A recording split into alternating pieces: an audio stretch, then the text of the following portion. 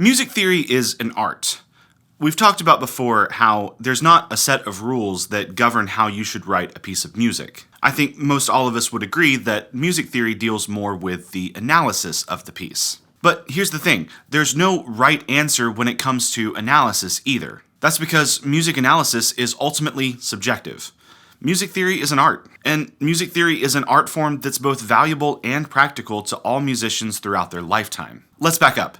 Music theory is not primarily about identification. The job of a music theorist is not to just sit there and label chords, like identify this molecule or what is this flag. Although in the music theory classroom, when you're learning music theory, this is usually where we start. What do we call things? And this is very important so that we understand the language of music theory. You need to know what it is that you're looking at before you can say anything meaningful about it. And yeah, the language of music theory does have, quote, correct answers, like this is a quarter note, and I'm not going to budge on that. But again, these are only correct answers insofar as we've agreed on what to call them. Imagine that I called giraffes a long-necked leopard moose. I could do that. I would know what I was talking about, but you would not. It's about having a common nomenclature so that we can effectively communicate ideas to one another about music theory. Learning the syntax of a language is necessary before you actually start analyzing the literature. So yes, learning music theory often starts with identification, and that leads a lot of students to believe that music theory is identification. But music analysis is actually more about interpretation, and that's where we get into the art of music theory. There is no one correct analysis/interpretation of a piece, but there are commonly agreed upon analyses, which we will see in a minute. And there are definitely wrong interpretations. But suggesting that there's only one correct interpretation leads you to believe that all other interpretations are wrong. Now, perhaps you're thinking about classical music. Beethoven, Haydn, Mozart, those guys. It seems like there's a correct analysis there? ?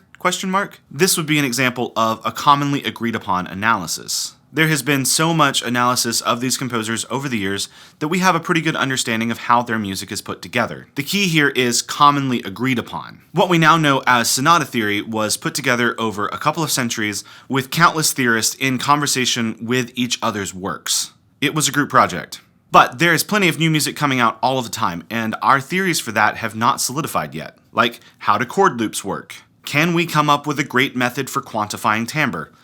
Is Nickelback actually good? All of these things require new analytical models, and those things take time. And all of those things require the art of music theory. Remember, at one point, sonata theory was brand new and half-baked. Now, perhaps you're thinking, how could there possibly be more than one correct answer? Let's take a look at an example. If we analyze this melody here, we would conclude that this melody uses the octatonic scale. You see the alteration here between half steps and whole steps. But now, if I was to harmonize it like this, it might make more sense for us to analyze it using jazz chords instead. And in fact, this is something that composers can do to create ambiguity in their works. Music analysis is about coming up with an interpretation, a theory, as to how a piece of music is put together. So it's not, this is the flag of Zimbabwe. It's rather, what does the flag of Zimbabwe represent? It's not just saying, this is a hydrogen atom, but it's asking, what role does hydrogen play in a water molecule? And there is a certain artistry that is required to put together a well-crafted interpretation of a piece of music. And that's how music theory unto itself is an art form.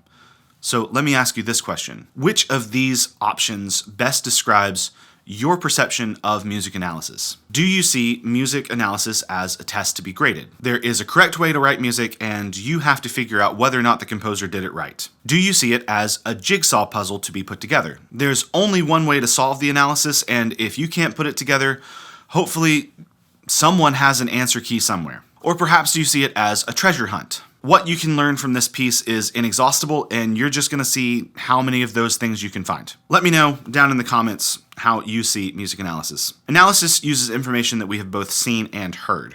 We often think about music theory being just the written score, and certainly this can be helpful in analysis, but music is really about what we hear. And sure, sometimes what we hear is technical information.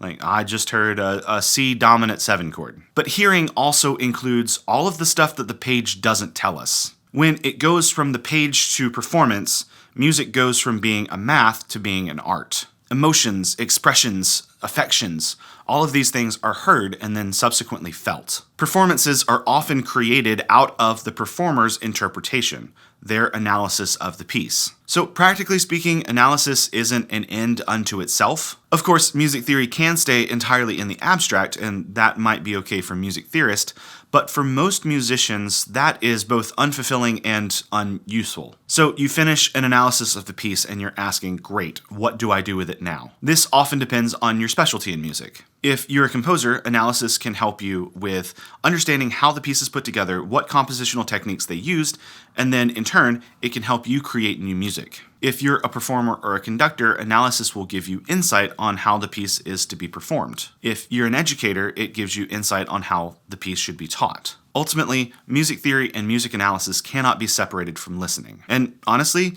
music analysis is nothing more than sitting down and getting to know a piece of music, taking it out to coffee. And that goes so much further than just the notes and rhythms on a page. We are musicians because we love music, and that makes us listeners first. And analysis gives us a better insight, a deeper understanding, and a greater appreciation as we just listen to a piece of music. So music theory is not only an art form unto itself, but it also helps us to be more artistic as musicians. And that's why music theory is a valuable and practical art form for all musicians throughout their lifetime.